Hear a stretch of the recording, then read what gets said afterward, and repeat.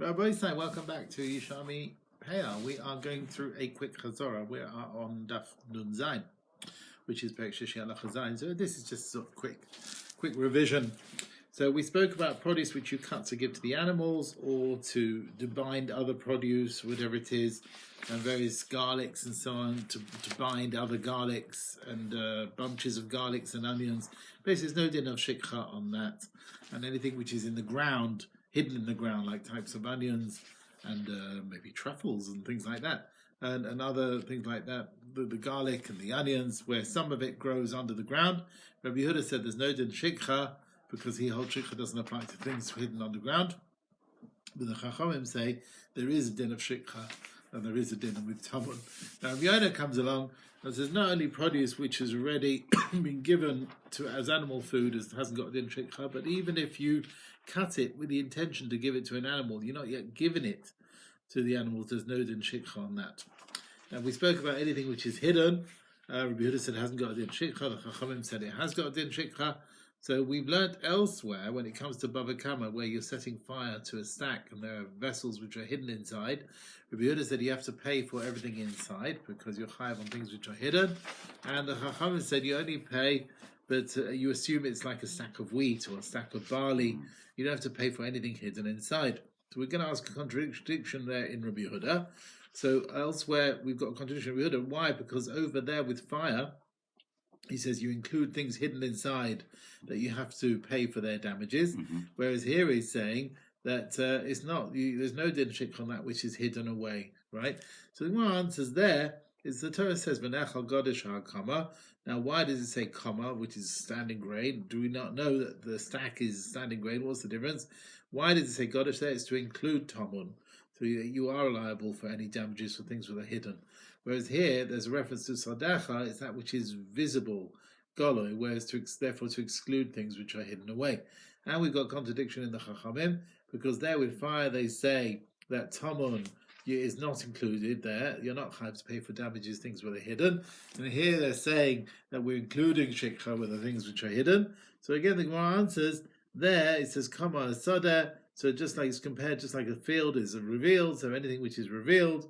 Whereas here, as far as shikha is concerned, there's different miyutim. It says sadcha to exclude things which are hidden, then it says katzircha, which is revealed, so to exclude things which are hidden. So basically we have two exclusions, one after the other, therefore it comes to increase. Miyat is to rabbis, therefore they include something which is hidden in the din of shikha. Okay, we spoke about one who cuts produce at night, or you're gathering things, but someone who's blind. There is din shikha. If his intention was to take the big things and the small things he was going to leave for another time, there's no din shikha. If he says, look, I'm cutting in order that wherever I forget, I'll come and take it, then there is a din shikha. And the Gemara explains, either he's cutting at night, making bundles at night, someone who's blind, whenever, day or night. So then there is din shikha. But if his intention is only now to take the big things, so Rabbi Yehuda comes along, not only the big things, but even some of the smaller things that he's left behind are not shikha, because since he's going to check, he checks between the big and the small, he only wants to take the big, so there's no din shikha even with the small ones. Now if he says, look, I'm cutting, so whatever I forget I'll take, there is din shikha, because you can't make a condition against what's in the Torah. Turning to Daf Nun Ches. Now if you have olive trees, which have got a special name, they're well known, even a kazayas and a tufa, like sort of an olive tree, which is because the olives produce a lot of oil, or a certain measure, not on regularly, but it's unique. If you forget that, it's not got a din shikha. Now that's all very well if it's got like a special name, or through its actions, or through its place. So what's the example of the name? It's called maybe shafchani, baishani, maybe it produces a lot, or it's next to the press, or it's next to a breach. And other types of olive trees, 2 is shikha, but 3 is not shikha. Rabbi Yossi said there's no such thing as shikha for the olive trees. Rabbi Lau comes along, he says you forget an omer in the field, an omer that you forget forever. Here you remember it later on because it's unique. So Rabbi Yirmiyah asked, what about if it was like a set-aside tree in his mind? He likes it more than the others, but other people don't really consider it anything special. That's also, it's as if it's special to everyone. There's no din shikha. Let's say you're standing next to a date palm, and then let's say if the tree is next to a date palm, then the date palm also gives it a recognition, right? Like it's next to a press, if it's next to a date palm, the same din would apply. if both trees were like Natufa, like both are producing a lot, this one, helps that one helps this one, is no din shikha. If all his fields is Natufa, and you forgot to cut one tree, is there a din shikha or not? So the Gemara works out from Rabbi Yossi comes along and says, look, there's no shikha for the olive trees. And Rishon ben Eliakim said, he says, Rabbi Yossi only said this in the beginning. There was a time, remember, where Hadrian had ridden the land of all the choice olive trees. And therefore the olive trees were special because there weren't that many left. But now that all the olive trees are back again, therefore Rabbi Yossi agrees there is a din shikha in such a case. Shavchuni is something that is full of oil, right? The oil falls. Now Natufa is the same idea. The Gemara says no. Shavchuni is it creates a lot of oil when you squeeze them. Now we said b'masav, like it creates a lot. I mean, it sounds like it makes a lot. So shavchuni must be something else. He says shavchuni, it makes a lot of oil when you squeeze it. Natufa, the oil just drops from itself, right? And it makes a lot. It makes a lot of olives, whatever, a lot of fruit. By Shani, some say it's the olives are dry, and some say no, it embarrasses the others because of the amounts that it produces. Now, also we said a tree that makes a lot of fruit is not shikha. Does it have to make, like 4 times, 4 times the other amounts? Like we've learnt, that's how much it should be. We learned elsewhere, remember the bundles, you're collecting 1 cub, and then there's one of 4 cub, and you forget it, that's not shikha. Right, because it makes more than the others, it's as if it's like designated, the Gemara says. Now, what about the din of the tree producing a lot? Is it only if it produces every year? He says, since it does most years, it's as if it's special in that respect. We also said it's special if it's next to a press or next to a gap, as it were. That's like Beis Shammai. Beis Shammai say that if it's next to a wall or something like that, it's not shikha. Beis Hillel says it's shikha. Beis Hillel, it seems, holds if it's next to that's not shikha. If it's next to something specific, so we wanted to suggest: is it like Beis Shammai, not Beis Hillel? Tzavach legafa, Beis Shammai is not shikha. So Rabbi Yossi comes along and says no. Even Beis Hillel agree because there, remember, it was talking about something detached next to something attached. But here, both things are connected to the ground. Therefore, Beis Hillel agree. You'll remember it where it is.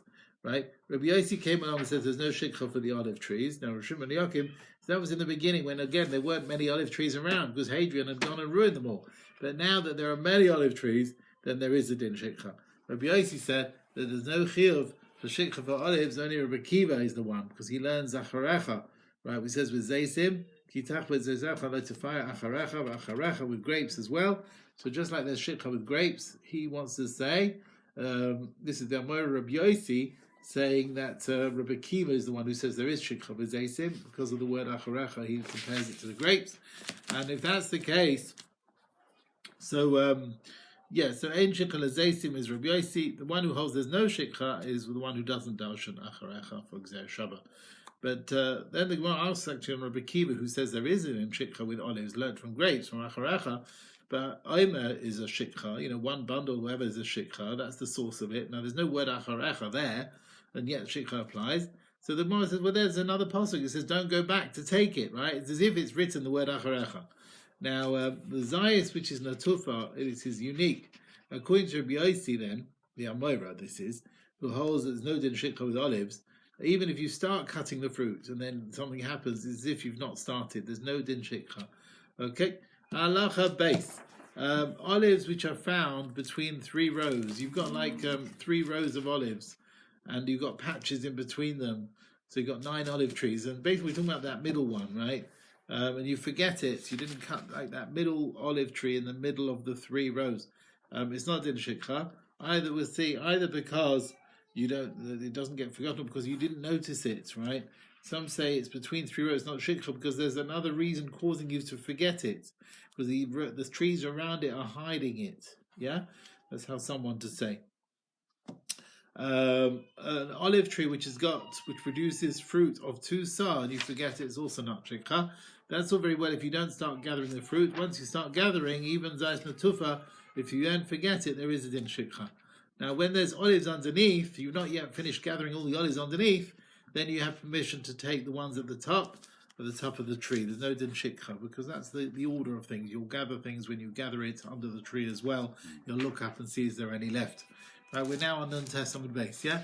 So Reb Meir wants to say, although we say you finished gathering all the olives under the tree, then the ones at the top of the tree are not considered shikha, but once the guy who goes, he's got the machaba. The machaba is the one who hits the tree with sticks to get all the olives coming out.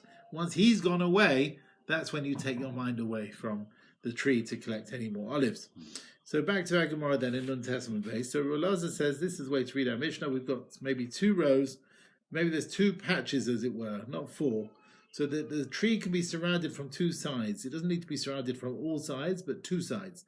Now, if it's because it's like a unique tree and therefore there's no din shikha, then how is it? There's other trees here. There's other trees. How is this one unique?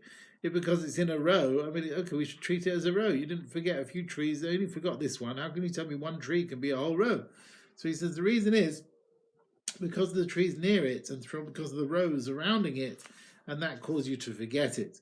Rabbi Yochanan comes on, we're talking about the olives from Nod. Remember? We're talking about the olives from the place of Nod. And that's a very special type of olive tree. And therefore, you'll plant it in various rows, and therefore it's considered special, and there's no din shikha. Rabbi Yochanan says not only the ones from Nod, but even other olive trees as well. Because they are beloved to you like the ones from Nod, and you always check on them, then the other olives also have no din shikha. Now, some want to say that we're talking about olives which is found between 3 rows, not made, but shenimsa. It was found, but not they standing. Some want to say shenimsa made. The various wording. So if you say shenimsa, this is support of Yochanan, who holds we're not talking about every tree. We're talking about one of the special ones, from Nod and so on. It's chavik. It's more beloved than the others. The one who had a girsa shenimsa made is support of Elazar. I'm talking about any tree which is between rows. Right, the limsa aymed means it's the idea, the fact that it's between the rows, that's what caused you to forget it. We bring a brisa which supports Rabbi Yochanan. We said it's all very well. When do we say this din that sometimes there's shikha even between 3 rows? When it was when let's say you recognize the tree when you went past, you remember it's a significant tree because you know it, and you forgot to take it. We say, right, you completely forgot it. It won't be remembered. But if you didn't know it, if you didn't notice it at the time when you passed by, well, you will remember it afterwards. So you will run after. You're allowed to go back even 100 amas. So this is again. When do we say?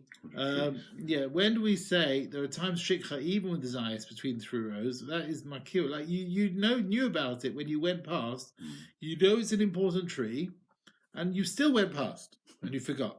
So we say, right, you've forgotten. But if you didn't notice it when you went past, you will remember it later, and therefore you can go back.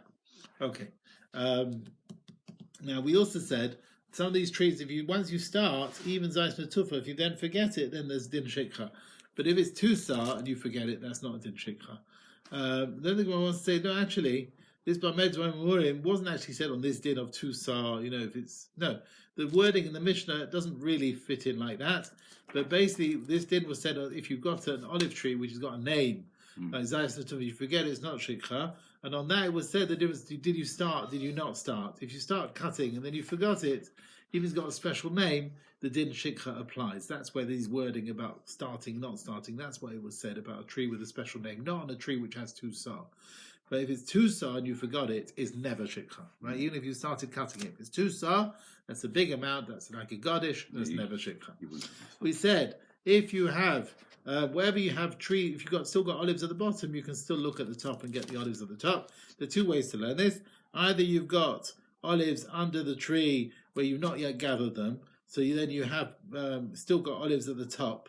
There's no din shikha on them because you're still involved in gathering the olives under the tree, right? But before, if there's no olives underneath, then this din doesn't apply. So even though you haven't got any olives underneath, you've still got permission to go at the top because you're going to gather the olives that will fall down. Even though there's none now, but you will gather the later ones that will fall down.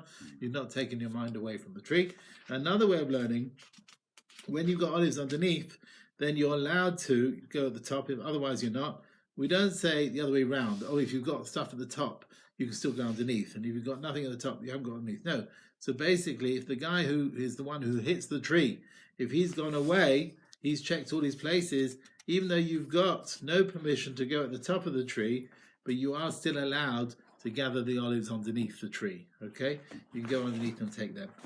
We learned the name of Beis Shammai when he he has his thing to cover his knees. Remember, he covers his knees when he goes down to collect the olives. It's when he's moved his knee protector, as it were, and until he finishes gathering and he removes his knee covering. Then you've got permission to go to the top of the tree while he's wearing this sort of knee covering. You haven't taken your mind away from the tree. Rabbi said the name of Shimon ben Lakish. He said he called it Bar Kar, which is like Bar Kara, it's like the son of the knee. Rabbi said he removes the olives which are hidden from sight amongst the branches. So it's something which is hidden. That's where the wording comes from. We bring a pasuk to support that. Okay, let's stop there.